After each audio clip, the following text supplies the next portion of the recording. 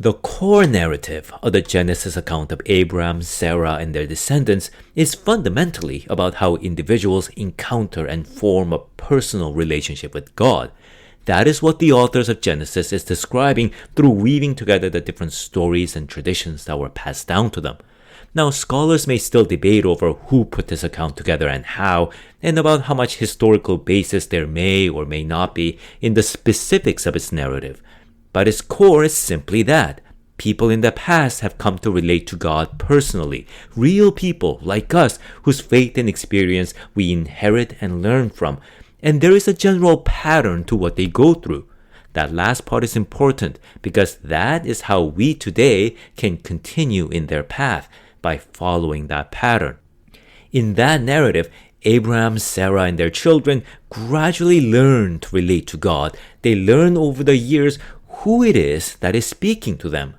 Now, there are some Christian traditions as well as Jewish rabbinic ones which seem to hold that from the very beginning, Abraham more or less had the same monotheistic beliefs about God that we do. But I don't think that's how Genesis presents it.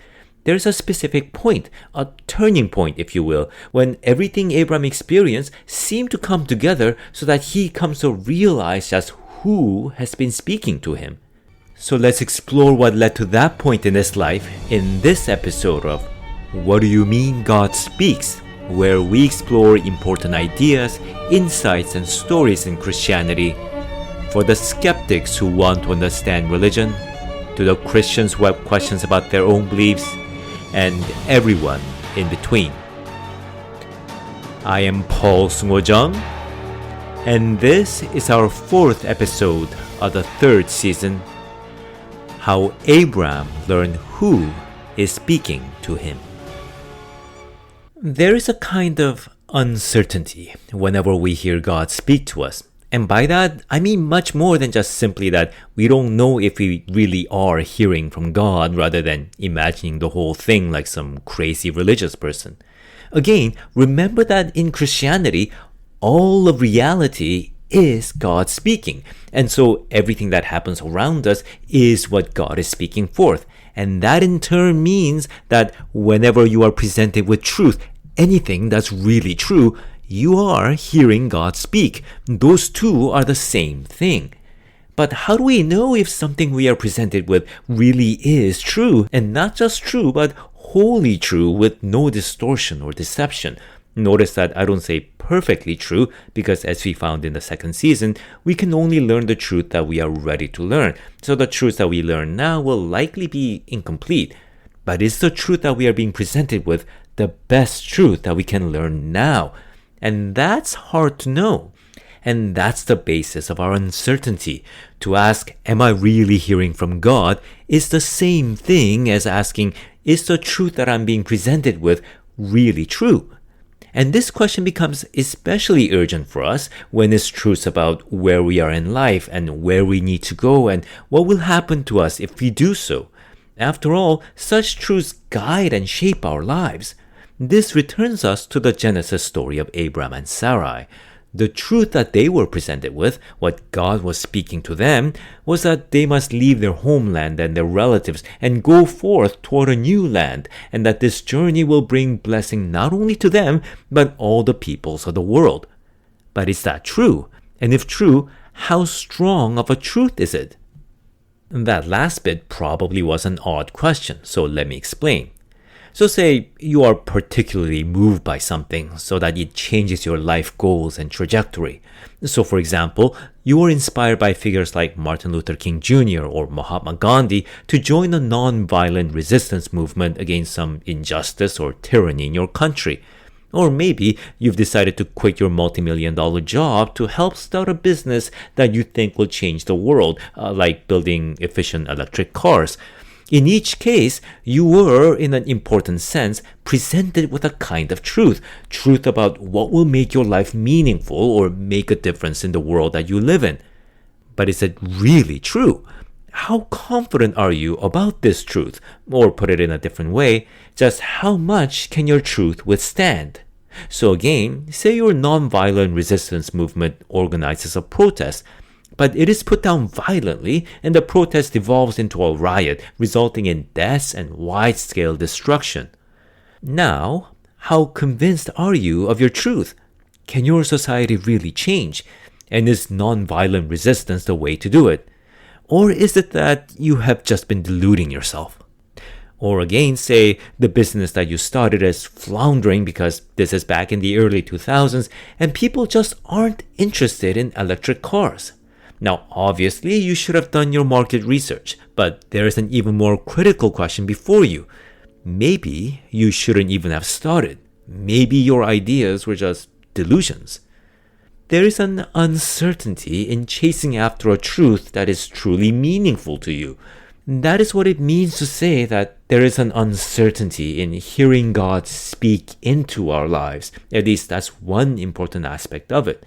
And we are confronted with this uncertainty when our cherished truth is tested, when what moved us hits significant adversity. However, remember again that for the ancients, when you feel particularly moved by something, these aren't just some thoughts or an idea that you came up on your own. Rather, that something spoke to you. For many ancient cultures, these somethings were considered to be tutelary spirits that guide your life and actions. So, for example, in ancient Greece, Socrates, who is considered to be the father of Western philosophy, spoke of such a guiding spirit, which he called literally a divine something. He said that this divine something stops him from acting unethically or speaking untruths. And these guiding voices were believed to be deities. That's because whether it's following certain virtues or principles or conducting your life in a particular way in areas like war or trade or the crafts, when you follow their voice, your world unfolds in a certain way. And that is how in the ancient world, you don't merely believe that gods exist, you perceive your gods this way. Again, you can review this idea in the first episode of this season, titled, What Do You Mean There's No God? Now, those of us in our modern world with perhaps a more rigid way of thinking may simply use the word personification to understand this idea. So deities or these voices are simply personifications of the kind of principles or actions or aspects of our world. But if you think about that from a different angle, these are personifications because each of these voices manifests a very particular personality whenever we actually experience them. They have personalities that fit their particular call with relevant traits like courage or compassion or truthfulness or maybe violence or vindictiveness or deception depending on what they call you to do. And of course, it's not as simplistic as all this, but I'm sketching out the general gist of things here. But then the question is, just how powerful is the voice that's guiding you? Or rather, the modern way of saying it is, how real is the truth or the ideals that has moved you and shaped you? And can your truth fail? Can your guiding voice be rendered powerless? And in Abram's case, he didn't know. Egypt is where he begins to get an answer. The voice that led Abram to the land of Canaan spoke to him that this land will be the future home of his descendants. But Abram and Sarai have no children between them, so that was the first and the most obvious obstacle to what this voice promised. Still, Abram built an altar to this voice, to this guiding spirit that spoke to him. But there was a severe drought in the land, so Abram and Sarai leave for Egypt instead. Now, even in the time of Abram, Egypt was old. For centuries upon centuries before he was born, it had been the center of power and wealth in the ancient world. The Nile River and the fertile lands that it produced enabled Egypt to become an economic and military superpower from the earliest times in recorded history. And the ruler of that perpetually powerful and ancient nation took a liking to Sarai, Abram's wife. Now, Abram, if we were to describe him in our terms, so if we were to adapt his character to our time, would be an owner of a small trading company, notable enough perhaps to feature in a local newspaper. But in the end, he is still only a powerless foreigner, even if a fairly wealthy one. So Abram felt vulnerable before those that reigned over this unfamiliar land. So fearing for his life, he asked Sarai to lie that she was not his wife, but his sister. And this ruler took Sarai into his courts as one of his wives. And trying perhaps to impress his new wife, The ruler then granted all sorts of favorable business opportunities and privileges to the person that he thought was his new brother-in-law. So Abram and Sarai now confront that very uncertainty that we described earlier. Sarai is the inseparable partner to the promise that Abram received, but she now belongs to the ruler of Egypt. But then what happens to the promise that Abram and Sarai will be blessed and that they will have descendants together who will inherit a new land? Is the truth that had moved them still true? Or was the voice that spoke to Abram lying? Or is it simply that what this voice spoke is rendered void before the might of a nation, and not just any nation, but one whose power is as enduring as civilization itself? And again, this is more than just about facing a powerful ruler of a powerful nation. In the ancient world, rulers and nations embody their gods. The ruler of all of Egypt, the Pharaoh, was believed to be the sun god in life and the god of the underworld in death. Which is to say, the Pharaoh embodied the most significant truths about life and death that were held by the Egyptian society. He ruled, at least in principle, in accordance to the voices that guide and shape the Egyptians as a society. And in that way, Egypt, as with any ancient civilization really, embodied their gods. Their lives and their society are shaped and ordered by the powers and principles and truths that they believe shape and order their world.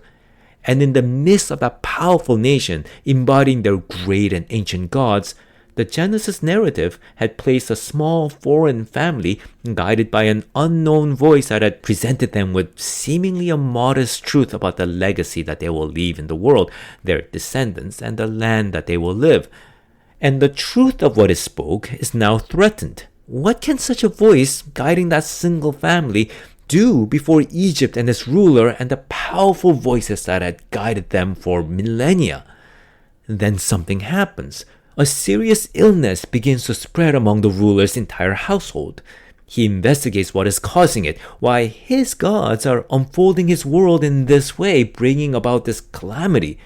Then he discovers that he has taken someone else's wife, and that's why this is happening. He calls Abram and reprimands him. "Why didn't you tell me the truth?" he asked. "Why did you say that she was your sister and not your wife, so that I took her?" Then he sends Sarai back to Abram and tells the entire family to leave. And Abram and Sarai learn that the seemingly small voice that has spoken to them in the land of Canaan could unfold events even in Egypt to ensure that what is spoke remains true. The voice that spoke to them could guide and shape the actions of the Egyptians just like their most powerful and venerated gods can do, to the extent that even the rulers of Egypt had to follow. And so Abram and Sarai began to have a glimpse of just who it is that has been speaking to them. Another way of thinking about it is that they learned the power of their modest truth. It was a rather small-scale truth about what will happen, a promise that they will have children who will make a home in a new land. But it wasn't wishful thinking. It was real. And this truth could supersede even the seemingly most unassailable truths about their world, such as that of the power of Egypt and its rulers. This is because, though they do not know this, the one who spoke this truth is that which speaks forth all of reality and history. And their modest journey and dreams turns out to be a part of an unimaginably larger journey that relates all of humanity to this God that speaks forth all truths. And with this, Genesis is repeating a key theme. Every human can hear God speak, God with a capital G, and everyone, no matter how humble their status or origin, can be moved and guided by something that is infinitely and limitlessly true. For now, they may only see a small part of that truth and its significance, but hearing and following that call can be of greater worth than the greatest of empires. So, Abram left Egypt a changed man. Now, I don't think it was a radical change at this point, but we can see subtle but notable signs in the stories that immediately follow. It's harder, though, to say how this changed Sarai. The Genesis account largely follows Abram's perspective, after all. How did she feel about what happened in Egypt, or what Abram asked her to do? Was she disappointed in him? Or did she agree that There was no alternative. What did she come to believe about the voice that promised her descendants after seeing how events unfolded in Egypt to free her from its ruler?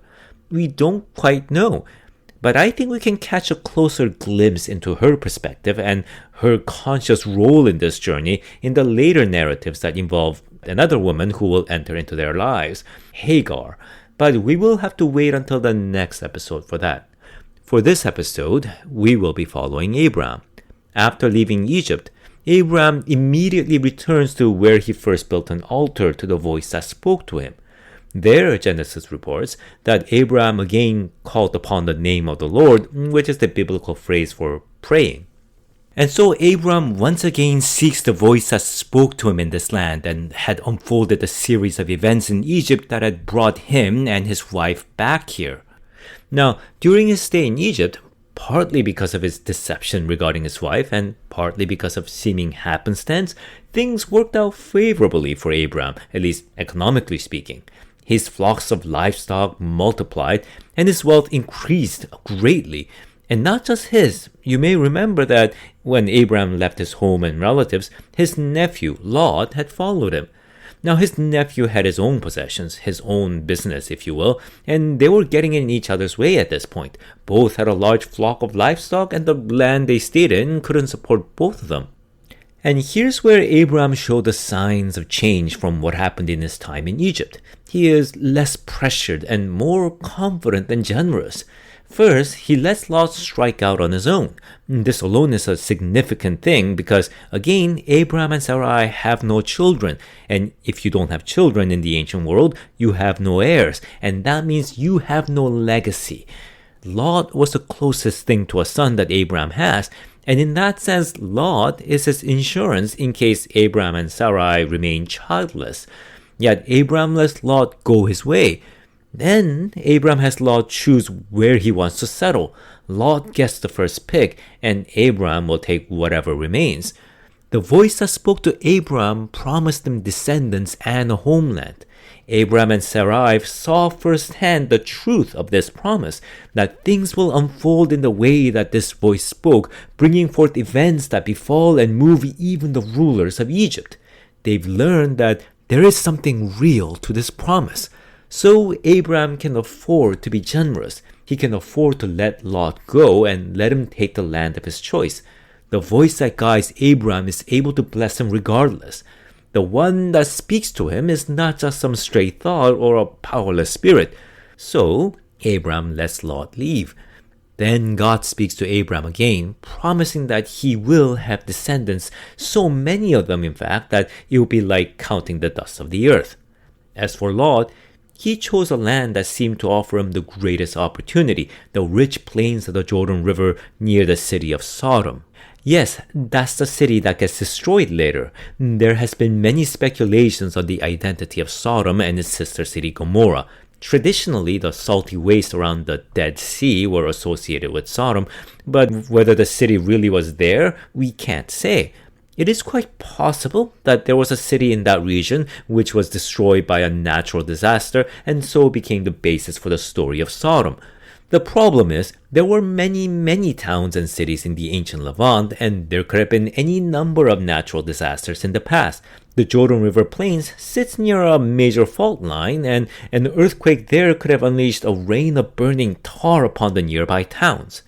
There is even a recent scientific article that hypothesized a meteor exploded above the sky near the Dead Sea region some 3,600 years ago or so, which would have rained down fireballs below. But all these remain speculations. What isn't a speculation is what the city of Sodom represents in the Bible. It is a rich and prosperous city, but it also has a dark side. It is as greedy as it is wealthy. It is as cruel as it is powerful. It is a society that resembles the world that unraveled in the flood. But its enticing wealth and power draws Lot, who decides to settle there, and this would turn out to be a grave mistake. Soon afterward, the 5 cities in the Jordan Plains, including Sodom and Gomorrah, revolt against an alliance of kings in Mesopotamia, today's Iraq. Commonly called the Battle of Siddim, the rulers of Sodom, Gomorrah, and other 3 cities clashed with the kings of Elam, Shinar, Elasar, and Goyim. Again, there are different theories as to who these kings were and what this battle was. For example, Shinar is one name for Babylon, and the king of Shinar, according to this Genesis account, is named Amraphel. This sounds quite close to Amrapi, known to us as Hammurabi, the king of Babylon who reigned 3,700 years ago. But is Hammurabi this king of Shinar, Amraphel, in Genesis? Again, we are faced with a problem that we explored in the previous episodes about the historical accuracy of Genesis. The short answer is we don't know. There's nothing in the historical records from that time that we have that we can reasonably identify with this battle, even if we can't completely rule it out either. It may even be that Genesis is presenting the account of this battle as a metaphor to describe the enduring historical relation between the Levant, including the Jordan Plains, and Mesopotamia. See, for many centuries, the great nations in Mesopotamia exerted power over the smaller city-states and kingdoms in the Levant, who periodically rebelled.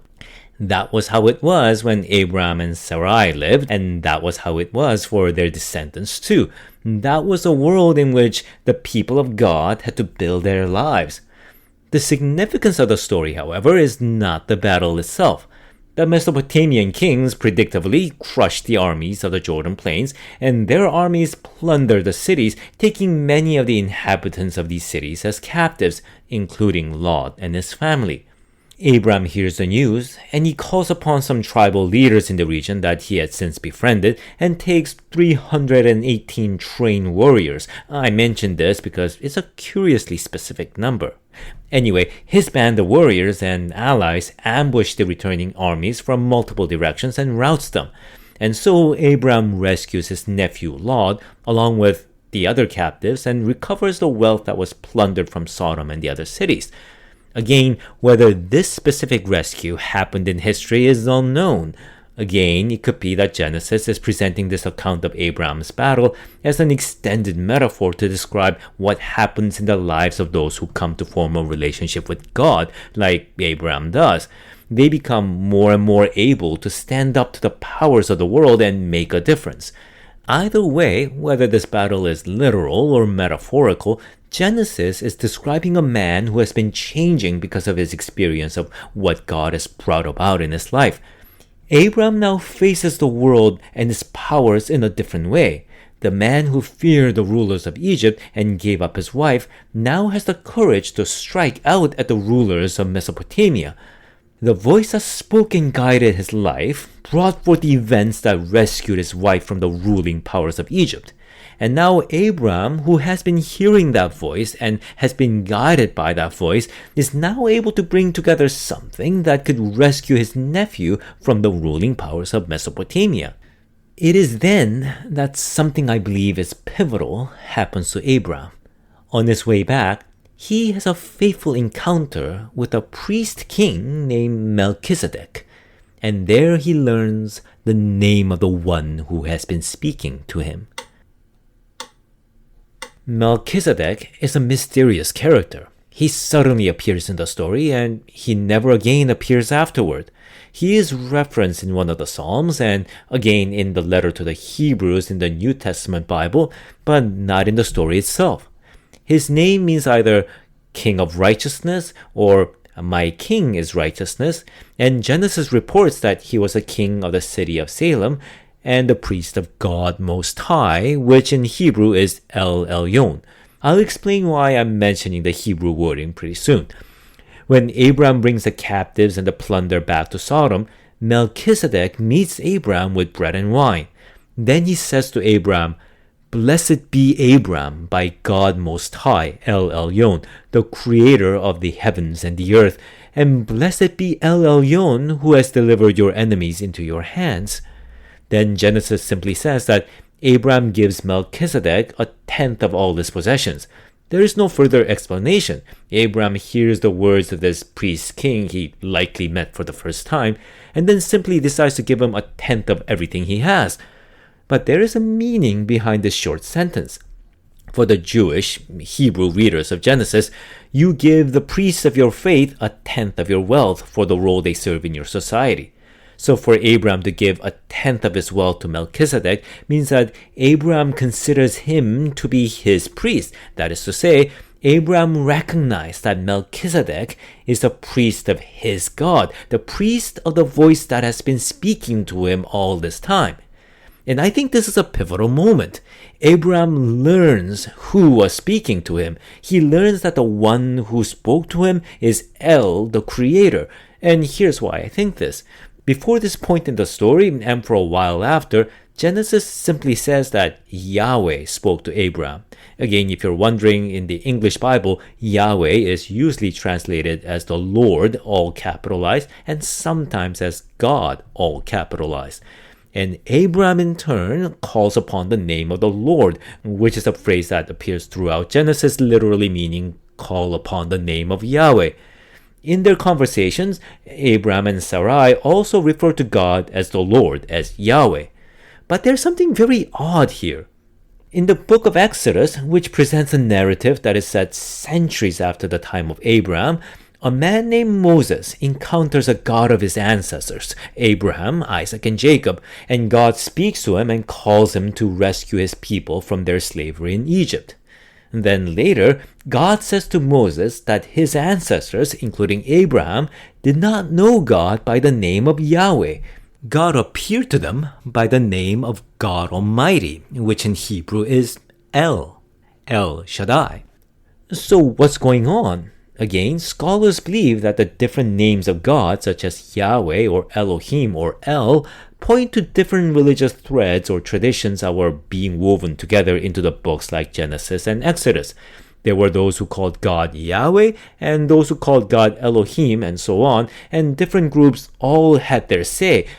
However, this does not in any way address the question of just what teaching or idea that these books were trying to convey by introducing these different names. I mean, even if you don't believe that people wrote these books with the divine inspiration from God, you would think that they still would have noticed the glaring oddity that Abram and Sarai refer to God as Yahweh, and then God tells Moses later on that they did not know God by that name.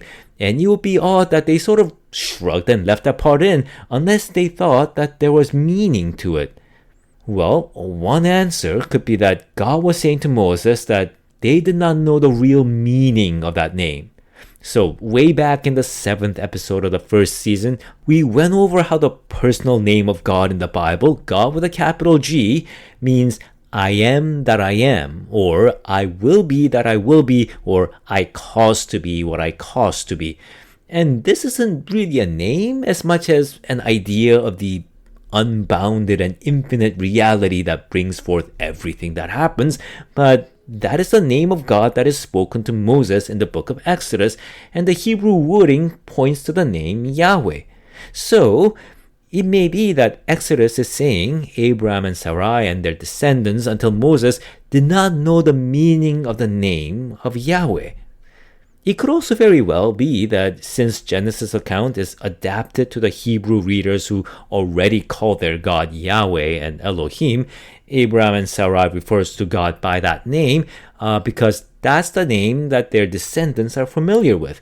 So they call God Yahweh and call upon the name of Yahweh, sort of like how in our English Bible, Abram and Sarah says the Lord and God Almighty rather than Yahweh and El Shaddai. Either way though, and I think it's both, this would mean that neither Abram nor Sarai fully knew who has been speaking to them. They did not know the name of this voice, or if they did, they didn't know the meaning of that name. And that in turn means that they do not really know who has been speaking to them other than that this voice speaks truth and that not even the powers of Egypt or Mesopotamia even can prevail over it. It is then that Melchizedek speaks to Abram. Blessed be Abram by El Elyon, the creator of the heavens and the earth. And things are put into place for Abram. The name El Elyon refers to the name of a Canaanite deity, El. The inhabitants of the land Abram lived were Canaanites, and in their mythology, El was a creator of the heavens and the earth, and was a father to all the gods. This was why all the gods in the Canaanite pantheon together was called Elohim, which, if you remember, was another name for God with a capital G in the Bible. But importantly for the Hebrews, in the Bible, all the powers of all the gods were one, and so God was Elohim singular. For the Canaanites, though, the gods were Elohim plural because they were all from El. Now, there's a Latin term, Deus Otiosus, which describes a deity, usually the creator of the cosmos, who then lets the younger deities, usually the children of the god, to rule the world. The idea occurs in different cultures throughout the world. One example, which is close to the ancient Hebrews, is the Mesopotamian deity Anu, who created the cosmos, and the gods in that mythology were called Anunnaki, which literally means the children of Anu. In the Canaanite mythology, the creator deity was El, who was believed to dwell upon a mountain, which was the center and pillar of the cosmos. The latter description about the mountain is interesting because God would later appear to Abraham and declare that he is El Shaddai, which is translated as God Almighty in English, but the term may have derived from the words which meant God of the mountain. Am I reading into it too much? After all, the Hebrew understanding of God in the Bible would be drastically opposed to the Canaanite understanding of the deity named El. But I think the opposition is based on a common root belief in the Creator, which both the Bible and the Canaanites called El. The Bible then is rejecting the aspects of that belief which seem to lead to idolatry. But I think at the very least, Melchizedek's reference to El, who the people around Abram worshipped as the creator of the cosmos and as the most high of the gods, gave Abram a framework with which to understand his experience of this voice that has been speaking to him and has brought all of these things to pass in his life. What that means is that Abram was able to structure his personal experience through an existing religious idea that he learned. Now, he would need to journey further to know God more, but this was a milestone, a conscious turning point. And I think Genesis implies this because of the two things that happen immediately after Abram meets Melchizedek. The king of Sodom tries to reward Abram by offering him all the plunder from Sodom that was retrieved from the armies of Mesopotamia. Abram replies by saying, I have sworn by God Most High, El Elyon, that I will not take even a smallest thing from you, so that you can't say that I've made Abram rich. So Abram does not want to be indebted to a ruler of a corrupt and evil society, even if his nephew happens to live there. But note the wording. Abram suddenly uses the exact same wording that Melchizedek used to refer to God. He's saying that the voice that has guided him, the voice Abram followed and has sworn by, is El Elyon.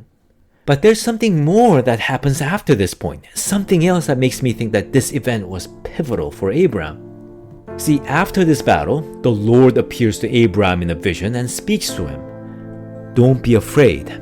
I am your shield, and great will be your reward, God speaks. Then for the first time in the story, Abram replies, O Lord God, he says, what can you give me since I remain childless and my heir is not my son? Abram speaks to God in response. He no longer merely hears God speak. He is no longer merely being presented with a truth. The voice no longer simply speaks to him. Abram talks back.